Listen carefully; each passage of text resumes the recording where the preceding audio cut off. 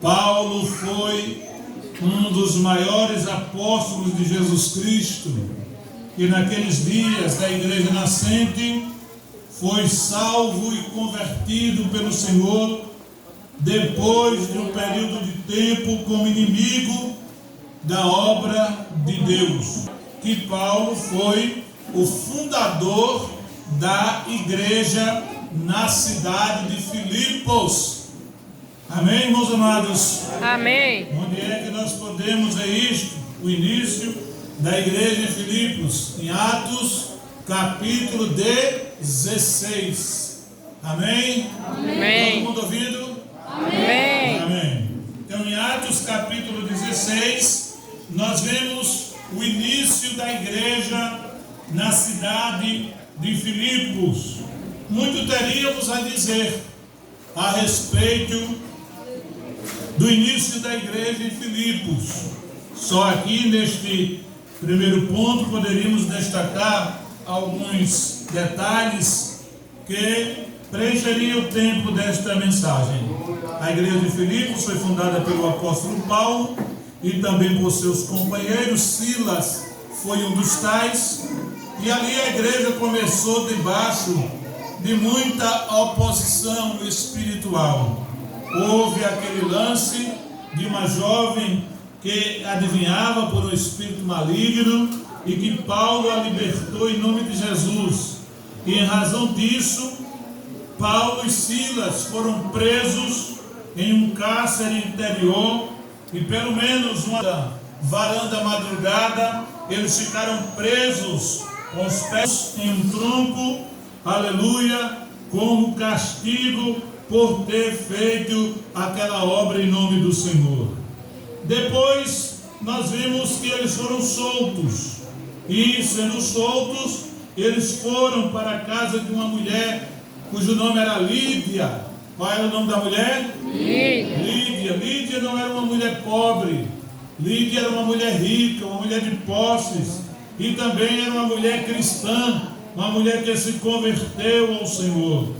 E depois da prisão de Paulo, da soltura, de Paulo e Silas, eles foram acolhidos por Lídia em sua casa.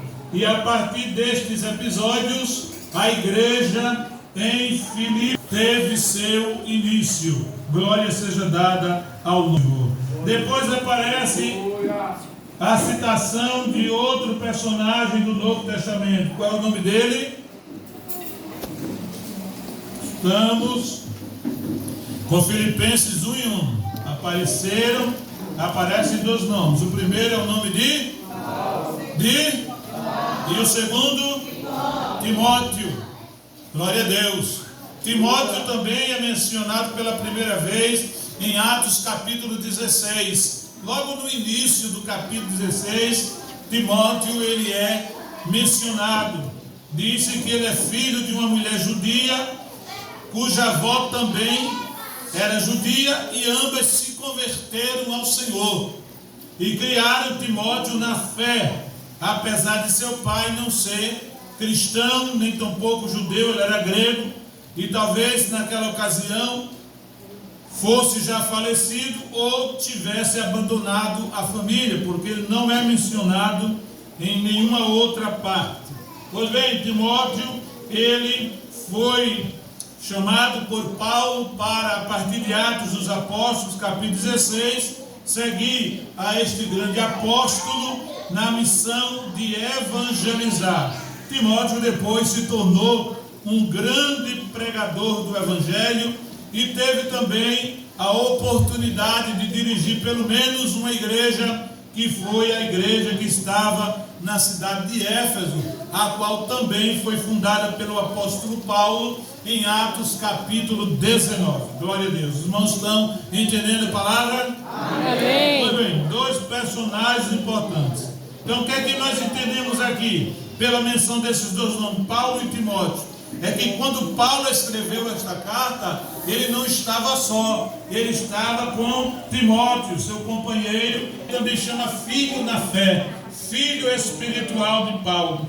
E esta carta, Paulo se identifica a si e a Timóteo, não como pregadores, não como como pastores, não como missionários, não como apóstolos, mas se apresentam como servos de Jesus Cristo. Amém, meus amados? Servos de Jesus Cristo. Aleluia. A maior posição na igreja de Cristo não é a posição de pastor, não é a posição de presbítero, não é a posição de um diácono, não é a posição de uma dirigente de círculo de oração, desta ou daquela função. A maior posição que temos no reino de Cristo é a de servos. Fomos salvos para servir. Devemos viver servindo. Glória a Deus. Temos que ter prazer em servir. Servir aos santos e até aqueles que não são santos. Então Paulo, ele se classifica como servos de Jesus Cristo. Eu quero dizer para a igreja que nos dias modernos, dias atuais, a igreja tem muitos senhor e poucos servos. Aleluia. Muitos senhores e poucos servos. Todo mundo quer mandar. Manda nisto, manda naquilo, manda em fulano, manda em Beltrano. Alguém até chega a dizer: me respeite, que eu sou isto ou aquilo na igreja. Aleluia. A igreja não precisa de patrões. A igreja não precisa de chefes. A igreja precisa de servos que estejam dispostos